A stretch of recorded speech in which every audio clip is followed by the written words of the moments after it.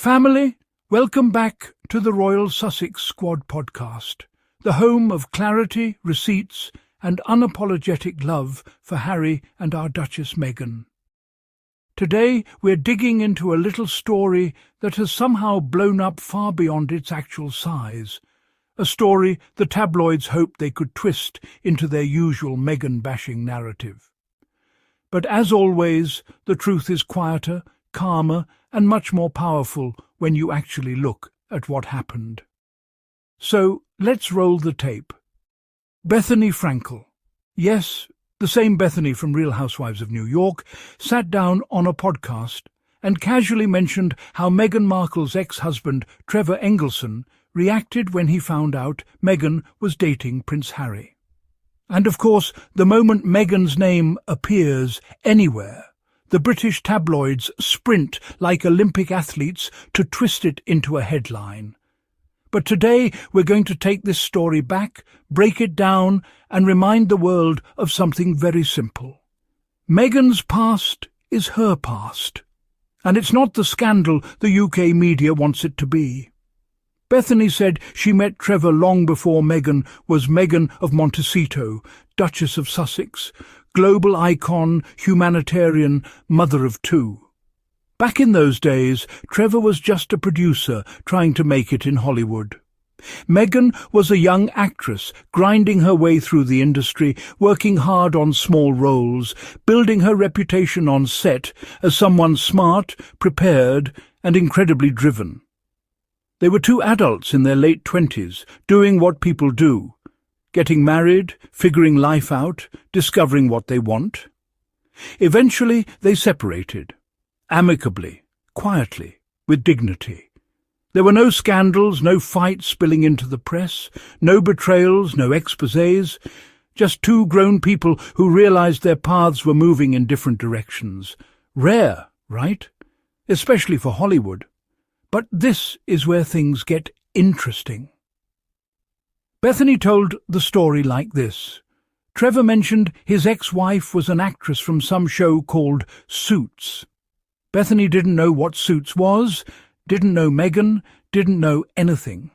And months later, she sees Meghan in the news because she's dating Prince Harry. So she texts Trevor, "Is this your ex?" And he says yes. She then jokingly asks him, "Do you think she's going to close?" And Trevor replies, "Oh, she'll close." Now, let's stop here because you know the moment this hit the press, the tabloids nearly set their hair on fire, trying to twist it into something sinister. Meghan calculated. Meghan planned this. Meghan schemed her way into royalty. Blah, blah, blah. The same tired stories from the same dusty storytellers.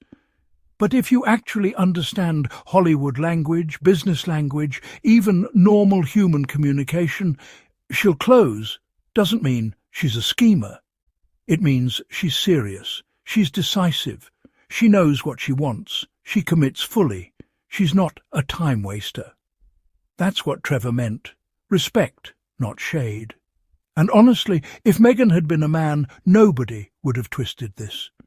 If this were George Clooney's ex-wife talking about whether he'd commit to Amal, people would be like, "Yeah, George knows what he wants, good for him."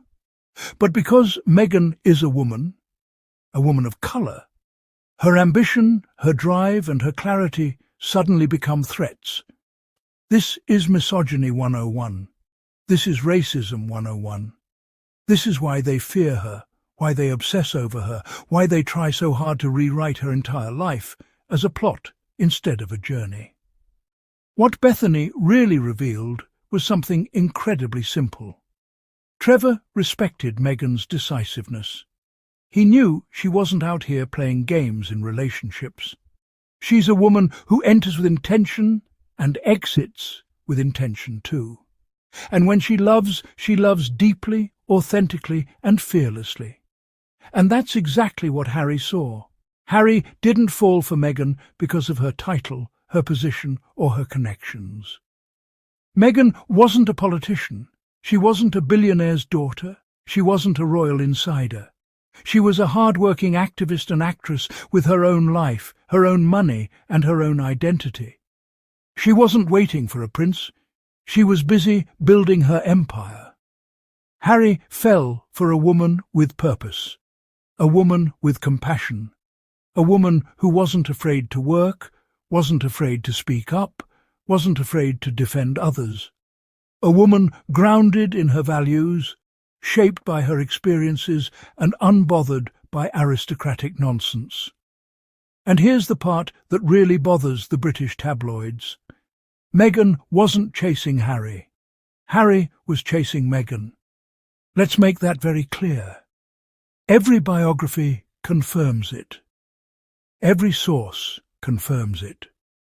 Even Harry himself said it.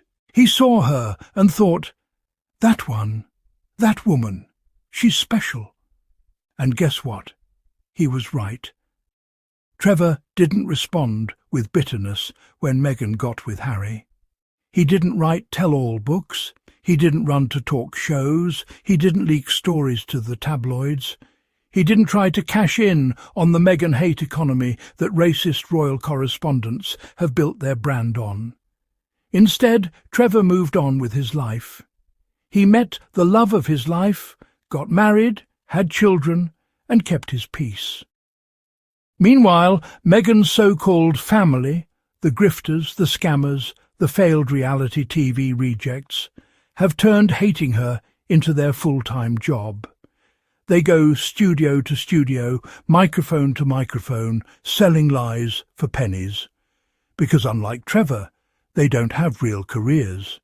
They don't have real lives. They don't have real accomplishments. Their only talent is exploiting Meghan's name for attention and rent money. But Trevor? He behaved like an adult. That alone disproves every tabloid narrative. Because if Meghan had truly been this horrible, vindictive, manipulative monster the press wants her to be, her ex-husband, the person who actually lived with her, would have been the first to cash in. And he never has. He never said a bad word, not once.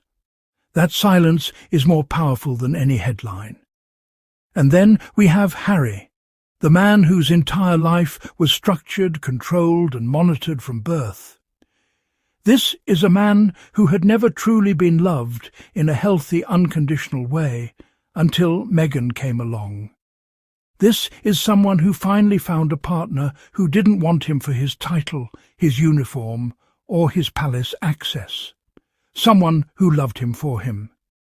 Harry recognized Meghan's strength immediately, her clarity, her decisiveness, her moral compass, her compassion, her refusal to be bullied. He joined her vision, not the other way around. He said yes to her, because she's the one who fit into his future, not the outdated monarchy that treated him like an expendable spare part. And Meghan? She closed because she saw a man worth closing on. A man who put her safety above tradition. A man who chose her over an institution. A man who walked away from hundreds of years of royal conditioning because the woman he loved mattered more. That's not scheming. That's love. That's partnership. That's growth.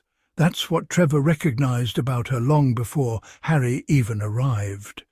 This is a woman who doesn't do anything halfway. Bethenny's story, harmless as it was, actually exposes the entire British media machine, because the press doesn't want balanced, factual narratives. They survive on toxicity. They thrive on conflict.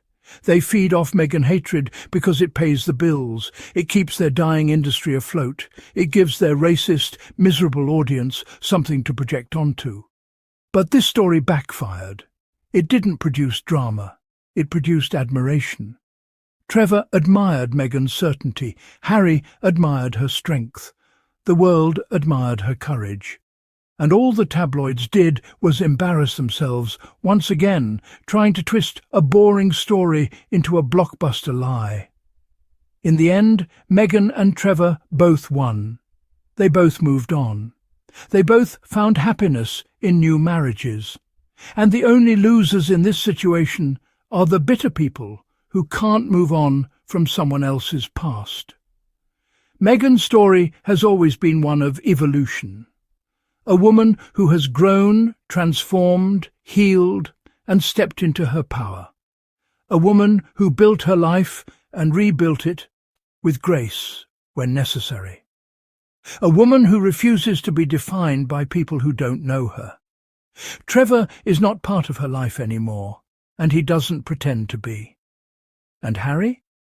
He is the life she chose. He is the man who protects her, not weaponizes her. He's the father of her children, not the tabloid fantasy they try to sell. This story proves exactly what we've always known. Meghan is not the villain of her story. She's the heroine. And now, family, as we wrap up this episode, I want to thank every single one of you for being here, for supporting this channel, and for standing in truth with me. If you enjoyed this breakdown, make sure you hit that subscribe button. Tap the like button. Leave a comment sharing your thoughts. And if you want to support the channel and the work we do here, feel free to click that super thanks button to help keep this platform strong, independent, and thriving. Thank you for being part of the Royal Sussex Squad. Thank you for choosing truth over tabloids. And thank you for standing with Harry and Meghan every single day. Until next time, stay loving, stay loud, and stay lifted.